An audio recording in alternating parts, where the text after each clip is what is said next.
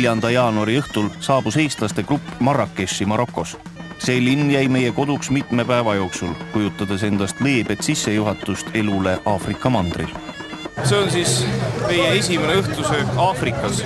Toodi selline hea sai, toodi oliive ja igasuguseid vürtsikaid roogasid.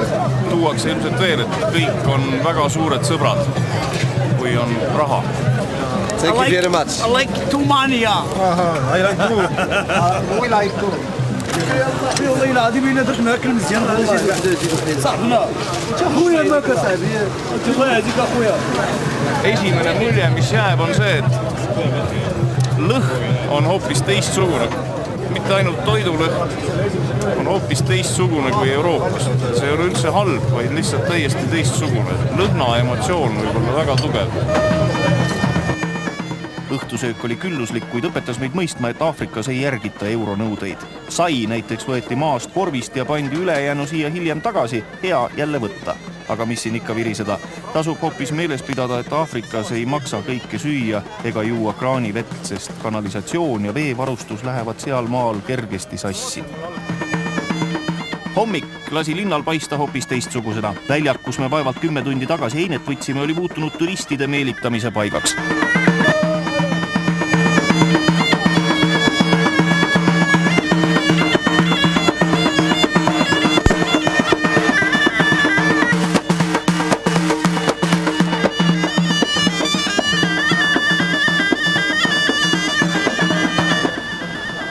Marrakech on põhiliselt berberite ja araablastega asustatud moodne linn, mille vanem ajalooline osa meelitab ligi omajagu turiste.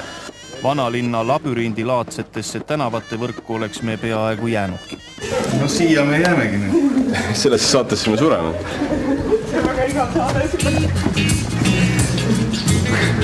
Üle elumaante kummub helgiv taeva võim. Oma enda varju saatel astub inimpõlv. Arvata, et Marokos ei teata Eestist midagi, oleks sügavalt ekslik. Seda näitas Kristi vestlus vaated esimese ette juhtunud kohalikuga. No, Estonia. Estonia. You know? Estonia. Estonia, it was before Russisch. Yes, you know quite well. Yeah, sure. I was living in Europe a long time. Really? Where? Exactly? In Holland. In Holland? Holland and Germany. And how you got here? Yeah, here is good. I like it. It's my country. I am back. Marrakech pakub laias valikus võimalusi kinnisvaratehinguteks. Nii veendusin ka mina, et maksimumi soovides siin odavalt läbi ei saa. 435 000 eurot. Allahu Akbar.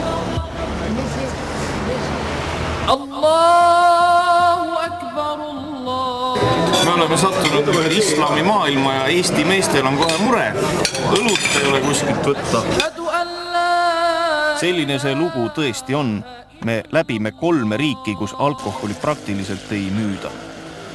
Ometi on Marokko moodsamas linnaosas üks pood, kust me saame 3 nädala moona nii söögi kui joogi osas. Kompressi jaoks võtsime natuke viina ja igaks üks palantansi seespidiseks. Viin on peale määrimiseks. Pedo. Oh. Yalla, let's go please. Yalla, let's go. أشهد أن لا إله إلا الله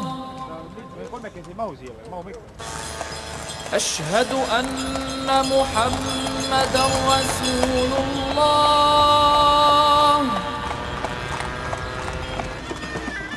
Enne Marrakechist lahkumist ja suundumist Aafrika vaesemate paikade poole otsustasime lasta ennast härrasmeeste kombel voorimehel sõidutada. Me ei teadnud ju, mis meist pikal reisil edasi saab. Käes oli aeg sellest ilusast linnast lahkuda, enne mida tuli üle kontrollida oma autode ja mootorrataste tehniline olukord. Aga ma ei saa see kõldu tehtada. Võtmekomplekt on siin, kui tahad. Nüüd ütleb.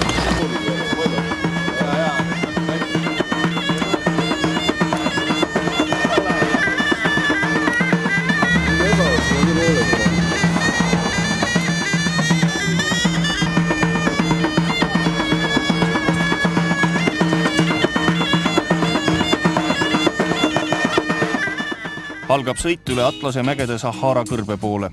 Tee viis meid kõrgele mägedesse ja hetkeks tundus, nagu me polekski enam Aafrikas.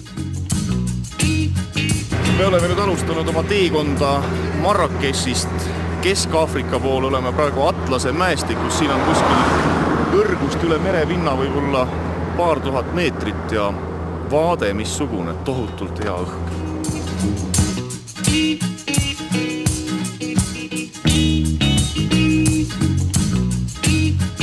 Meil olid Eestis mustad jõulud, enamasti oli igal pool ka must aastavahetus, aga elu on täis paradokse. Selleks, et nautida lund, tuleb tulla Aafrikasse. Siin samas Atlase mägedes jääb meist maha üks tore lumememm siia tee äärde. Aga ma usun, et see ei ole nüüd Aafrika kõige soojem koht. Me oleme lihtsalt väga kõrgel, aga liigume edasi Kesk-Aafrika suunas. Esimene tutvus selle mandriga on ju mingil määral tehtud. Paljud asjad tunduvad juba enesest mõistetavad, näiteks see, kuidas autoga loomi veetakse. Aga Aafrika reisilugude järgmises osas jõuame juba kõrbesse ja hakkame kaasa elama Dakari rallile. Oma musta varju saatel on inimesed teel, kuskil kaugel lõppeb maantee, aga päikese kumab veel.